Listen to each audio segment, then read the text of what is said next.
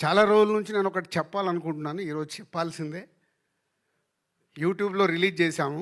అక్కడ వచ్చే నంబర్స్ ఉంటాయి కదా, అన్నీ ఒరిజినల్. ప్రేక్షకులు చూసిన నంబర్లే అక్కడ ఉండాలని మా ఆఫీస్లో నా పిఆర్ టీమ్కి అందరికీ ఇన్స్ట్రక్షన్ ఇచ్చాను. మిలియన్స్ డబ్బులు పెట్టి కొనకండి. ఎందుకంటే ఒరిజినల్గా మన ట్రైలర్ కానీ మన సాంగ్ కానీ ఎంత రీచ్ అవుతుందో మనకు తెలిస్తే మన సినిమా ఎంత రీచ్ అవుతుందో అర్థమవుతుంది. మనము కొనేసుకొని ఇచ్చే నంబర్లు అక్కడ నంబరే కనిపిస్తుంది, కానీ అది ప్రేక్షకుడికి రీచ్ అయిందా అవ్వలేదా తెలియట్లేదు. సో మళ్ళీ అది కూడా నేను మొదటి స్టెప్ వేసేసాను. కొంచెం కష్టమైనా ముందుకు వెళ్ళాల్సిందే. దానికి మీడియా మిత్రులు మీ సపోర్ట్ చాలా అవసరం. ఎందుకంటే మీరు అన్నీ ఏకటానికి ఇప్పుడు Q&A అనగానే ఏకటానికి చాలా రెడీ అవుతారు. ఇలాంటి ఎందుకు అడగారో నాకు అర్థం కాదు.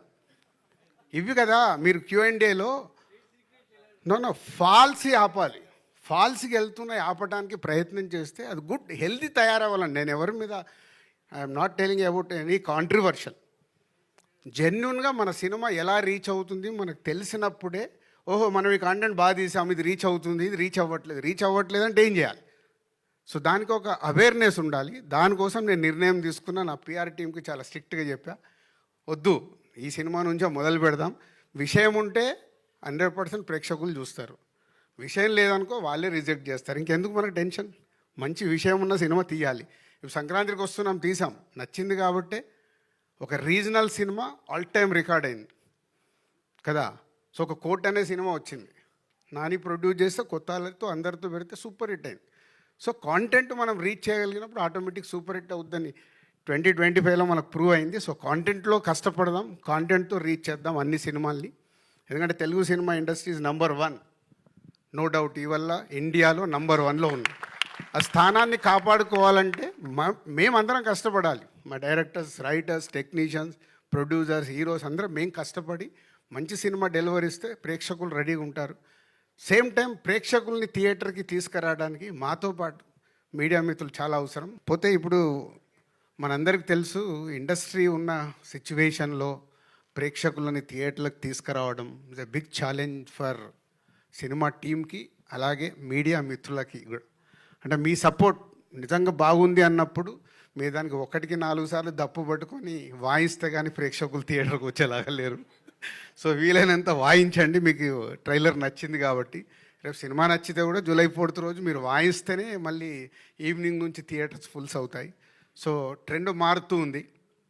అలాగే కొన్ని అంటే ఖచ్చితంగా జెన్యున్గా ఉండాల్సిన సిచ్యువేషన్సే ఫామ్ అవుతున్నాయి. ఒక మంచి సినిమాని మనం ప్రేక్షకుల దగ్గరికి తీసుకెళ్ళి వాళ్ళని థియేటర్కి రప్పించి వాళ్ళకి నచ్చితేనే ఆ సినిమా చూస్తున్నాం. లాస్ట్ 6 monthsలో only 4 to 5 films successful films అంటే చాలా బ్యాడ్ షేప్లో ఉన్నాం.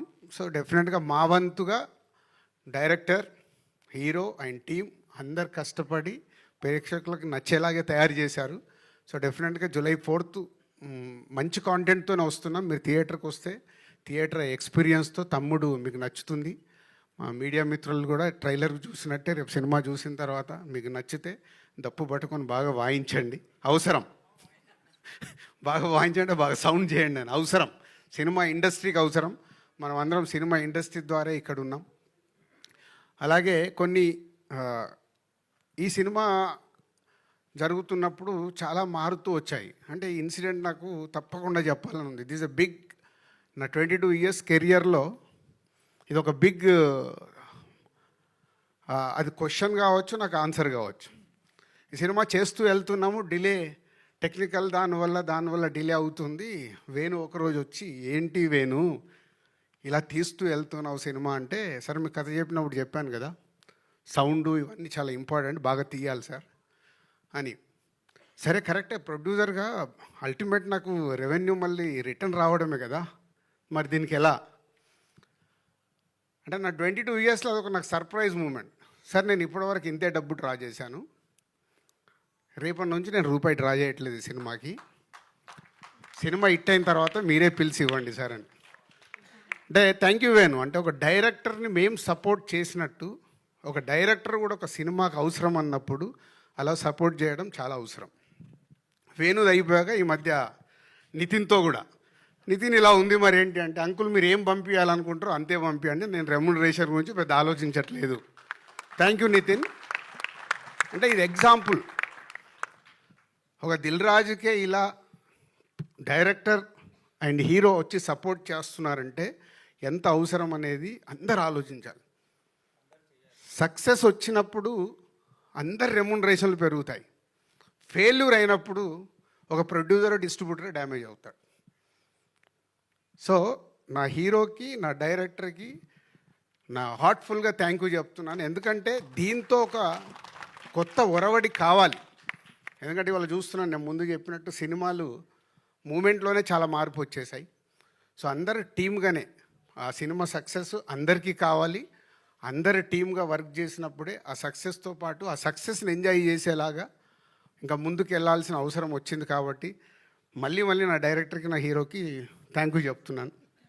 అంటే ఈ సినిమా క్వాలిటీ కావాలని కోరుకున్నప్పుడు ఆ క్వాలిటీ కోసం మీరు ఇచ్చిన టైం, వాళ్ళు కూడా టైం ఇచ్చారు. ఇప్పుడు వేణు 4 సంవత్సరాలు ఇచ్చాడు ఓ డైరెక్టర్గా. సో అలా ఈ తమ్ముడికి తయారవ్వడానికి రీజన్. సో జూలై 4th ఒక మంచి కాంటెంట్తో వస్తున్నాం. Thank you.